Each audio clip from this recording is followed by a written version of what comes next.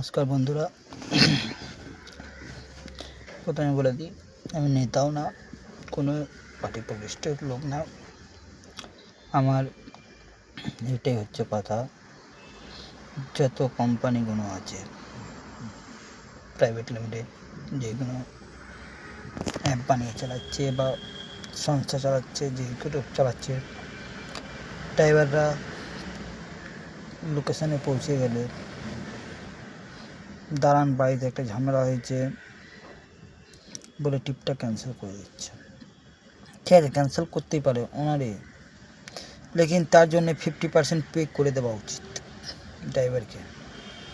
Company করুক ইয়া যিনি বুক করেছে উনি করুক, কেন কি কোম্পানির দায়িত্ব কি যে ওনাকে বলে দেওয়া, সময় বুক করার সময় বলে দেওয়া বা নোটিফিকেশান দিয়ে দেওয়া যে ড্রাইভার যদি চলে যায় 50% আপনাকে পেমেন্ট করতে হবে যদি ক্যান্সেল করেন। তাহলে কী জানেন তো, কাস্টমাররাও ভয়ে ক্যান্সেল করবে না যে আমার 50% লেগে যাবে, বা ওনার অ্যাপে 50%টা মাইনাস করে রেখে দেওয়া, নেক্সট বার বুকিং করার আগে ওটা পেমেন্ট করতে হবে, তারপরে পেমেন্ট বুকিং হবে।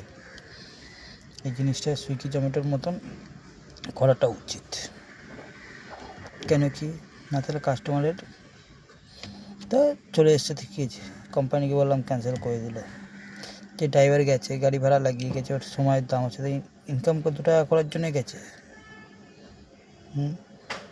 ওই জন্যে সবার কাছে অনুরোধ, যে প্ল্যাটফর্মে আছে সব একতা হন, একতা হয়ে একজুট থাকুন, থাকলে কি কোম্পানিও নিজের ডিসিশন নেওয়ার আগে আপনাদের জানাবে, যে কোম্পানি হোক কেন। থ্যাংক ইউ, ধন্যবাদ, গুড মর্নিং, জয় হিন্দ, জয় ভারত।